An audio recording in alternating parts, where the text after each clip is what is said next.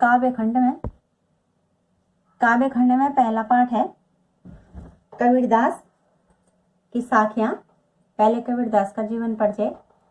कबीर के जन्म और मृत्यु के बारे में अनेक किंवदंतियां प्रचलित हैं। कहा जाता है कि सन 1398 में काशी में उनका जन्म हुआ और सन 1518 के आसपास मगहर में देहांत अर्थात उनकी मृत्यु हुई। कबीर ने विधिवत शिक्षा नहीं पाई थी, परंतु सत्संग, पर्यटन जो घूमे तथा अनुभव से उन्होंने ज्ञान प्राप्त किया था।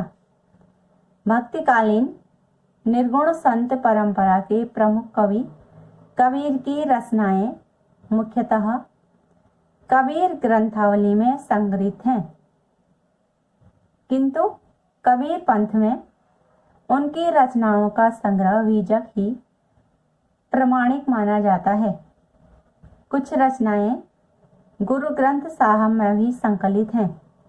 कबीर अत्यंत उदार, निर्भय, उनको किसी से भय नहीं लगता था तथा सद्गृहस्थ संत थे और राम तथा रहीम की एकता में विश्वास रखने वाले कबीर ने ईश्वर के नाम पर चलने वाले हर तरह के पाखंड, भेदभाव और कर्मकांड का खंडन किया। उन्होंने अपने काव्य में धार्मिक और सामाजिक भेदभाव से मुक्त मनुष्य की कल्पना की। मनुष्य में कोई भेदभाव नहीं है, सब एक ही ईश्वर की संतानें हैं। ईश्वर प्रेम, ज्ञान तथा वैराग्य, गुरु भक्ति, सत्संग और साधु महिमा के साथ आत्मबोध और जगत बोध की अभिव्यक्ति उनके काव्य में हुई है।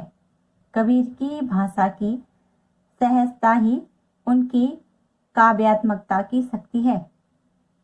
जन भाषा के निकट होने के कारण उनकी काव्य भाषा में दार्शनिक चिंतन को सरल ढंग से व्यक्त करने की ताकत है।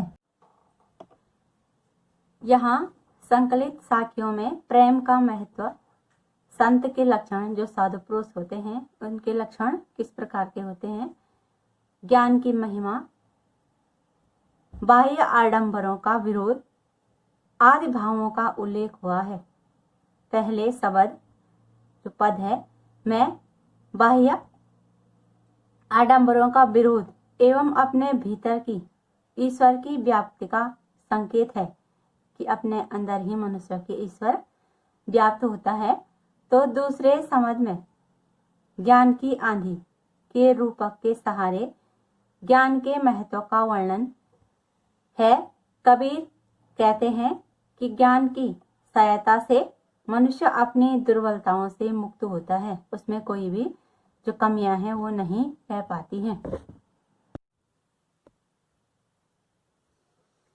अब पहला है कबीरदास की रचना साखियां।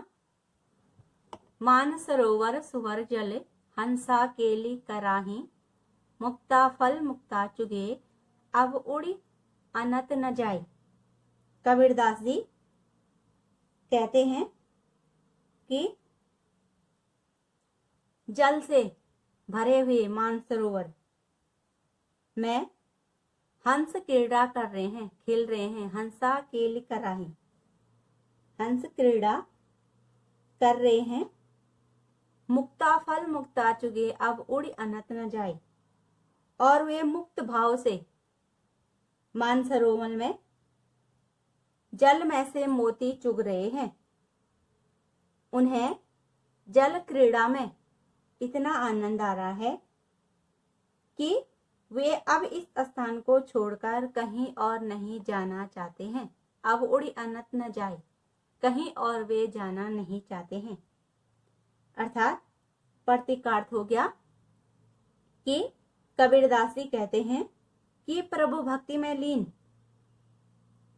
होकर भक्तों को परम आनंद प्राप्त होता है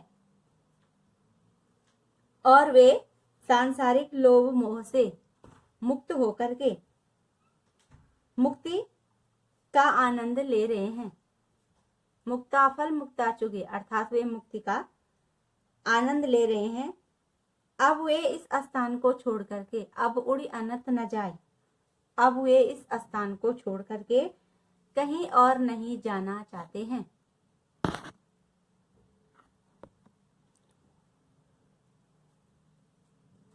अब इसमें पूछा जाता है प्रश्न कि कवि और कविता का नाम लिखिए। तो कवि का नाम हो गया कबीरदास और कविता का नाम हो गया साखियां। दूसरा प्रश्न हो गया कि उपर्युक्त कविता का या उपर्युक्त साखी का भावार्थ लिखिए। तो भावार्थ जो हमने अभी पढ़ा अर्थ हो गया। तीसरा प्रश्न हो गया मानसरोवर से क्या आशय है। मानसरोवर से क्या आशय है या आप क्या समझते हैं। तो यहाँ पर मानसरोवर के दो अर्थ हो गए। पहला अर्थ हो गया कि पवित्र सरोवर जिसमें हंस विचरण कर रहे हैं, हंस केरी कराए अर्थात हंस विचरण कर रहे हैं, घूम रहे हैं। और दूसरा हो गया मन रूपी या हृदय रूपी सरोवर, मान सरोवर अर्थात मन रूपी सरोवर। अगला प्रश्न है सुभर जल का प्रतीकार्थ स्पष्ट कीजिए। तो सुभर जल के भी दो प्रतीकार्थ हैं। पहला हो गया कि अच्छी तरह जल से भरा हुआ अर्थात पूरी तरह जल से भरा हुआ। और दूसरा हो गया शुभ्र जल, स्वच्छ जल या पवित्र जल। अगला प्रश्न हो गया कि हंस किसका प्रतीक है। तो यहाँ पर हंस भक्त हृदय तथा प्रभु साधना में लीन साधक का प्रतीक है। अगला प्रश्न हो गया मुक्ताफल चुगने का आशय बतलाइए। मुक्ताफल चुगने का आशय स्पष्ट कीजिए। तो मुक्ताफल चुगने का आशय यह है कि सांसारिकता से मुक्त होकर परम आनंद या मुक्ति का फल वे पा रहे हैं अर्थात प्रभु भक्ति का आनंद वे प्राप्त कर रहे हैं। प्रभु भक्ति का जो आनंद होता है वह आनंद वो प्रभु भक्त प्राप्त कर रहे हैं। अगला प्रश्न हो गया हंस अब और कहीं क्यों नहीं जाना चाहते हैं। तो हंस भक्तजनों का प्रतीक है तथा हंस अर्थात भक्तजन, मानसरोवर अर्थात प्रभु प्रेम को छोड़ करके अन्य जगह नहीं जाना चाहते हैं क्योंकि उन्हें प्रभु भक्ति में सच्चा सुख मिलता है। इसलिए मुक्ति के इस परम आनंद के आगे संसार के सुख क्या है, नगण्य हैं। इसलिए वे इस प्रभु प्रेम का जो स्थान है उसको छोड़ करके कहीं नहीं जाना चाहते हैं। उसी में उनको परम सुख मिलता है और जो सांसारिक सुख है उसके आगे वो नगण्य हैं अर्थात उनकी गिनती नहीं है। अब अगला प्रश्न हो गया कि इस साखी का शिल्प सौंदर्य स्पष्ट कीजिए। तो शिल्प सौंदर्य में हो गया कि इसमें दोहा छंद का प्रयोग किया गया है और दोहा छंद की विशेषताएं होती हैं कि इसमें 13-11 और 13-11 मात्राएं होती हैं। इसलिए इसमें पूर्णतः दोहा छंद का प्रयोग किया गया है। और मान सरोवर, पवित्र जल, हंसा भक्त में मुक्ताफल भक्ति का उपमान है और इसमें रूपाक्ति संयोक्ति अलंकार का प्रयोग किया गया है। और मुक्ताफल मुक्ता में यमक अलंकार है क्योंकि एक शब्द के एक से अधिक अर्थ निकलते हैं। पहला हो गया मुक्ताफल मोती और दूसरा हो गया मुक्ताफल माने मुक्त होकर। अगला हो गया सुभर, सुभर में हो गया श्लेष अलंकार, इसके साथ भी एक से अधिक अर्थ जुड़े हुए हैं। सुभर माने भरपूर या अच्छी तरह से भरा हुआ या लबालब जल से भरा हुआ या श्वेत या उज्जवल, इसलिए इसके अनेक अर्थ हो गए।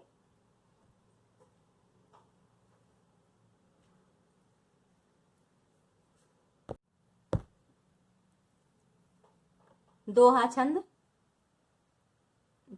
कबीरदास के सारे साखियों में है। तो दोहा छंद कैसे समझेंगे कि इसकी पहली और तीसरी पंक्ति में 13-13 मात्राएं होती हैं। ये पहली पंक्ति हो गई, ये तीसरी पंक्ति हो गई, इसमें 13-13 मात्राएं तथा दूसरी और चौथी पंक्ति में 11-11 मात्राएं होती हैं। पहली और तीसरी पंक्ति में 13-13 तथा दूसरी और चौथी पंक्ति में 11-11 मात्राएं होती हैं।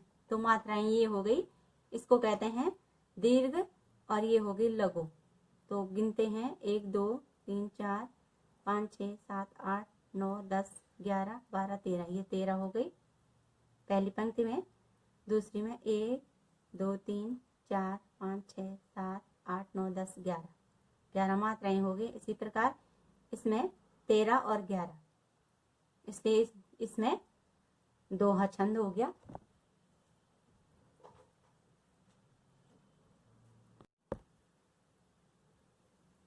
अब है दूसरा, प्रेमी ढूंढत में फिरूं प्रेमी मिले न कोई, प्रेमी को प्रेमी मिले सब विष अमृत होई।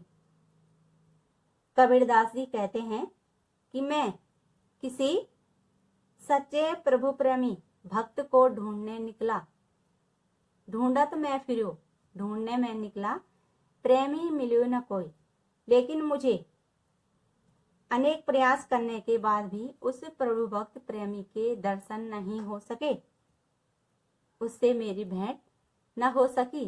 प्रेमी को प्रेमी मिले सब विष अमृत होई।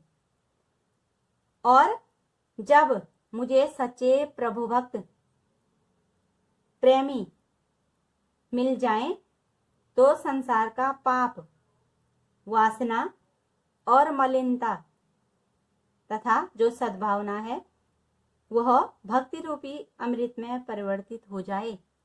लेकिन मुझे आज तक कई ढूंढने के पश्चात भी वह सच्चा प्रभु प्रेमी नहीं मिला, उससे मेरी भेंट न हो सकी। अब दूसरा प्रश्न हो गया, इसमें कवि और कविता का नाम लिखिए। तो इसमें भी वही हो गया, कवि हो गया कबीरदास और कविता का नाम हो गया साखियां। दूसरा प्रश्न हो गया, मैं से कवि का क्या आशय है। तो मैं से आशय है कि सच्चे प्रभु प्रेमी या जिज्ञासु से है। मैं का आशय कवि का सच्चे प्रभु प्रेमी या जिज्ञासु से है, जिसमें जानने की इच्छा हो।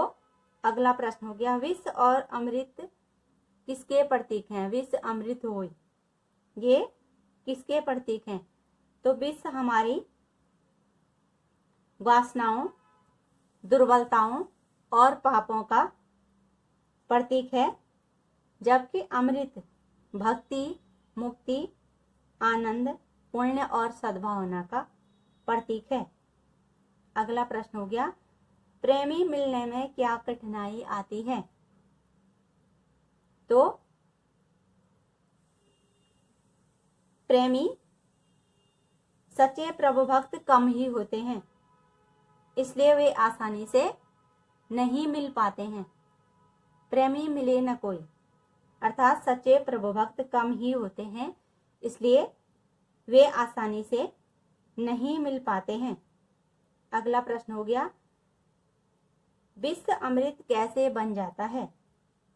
तो दो सच्चे प्रभु प्रेमियों के मिलने से जो जिज्ञासु प्रभु प्रेमियों के मन के जो सभी पाप हैं विष माने जो पाप हैं, दुर्बलताएं हैं, वासनाएं हैं, वे नष्ट हो जाते हैं और हृदय में पवित्रता का संचार हो जाता है। इस प्रकार जो विष है वह अमृत में बदल जाता है।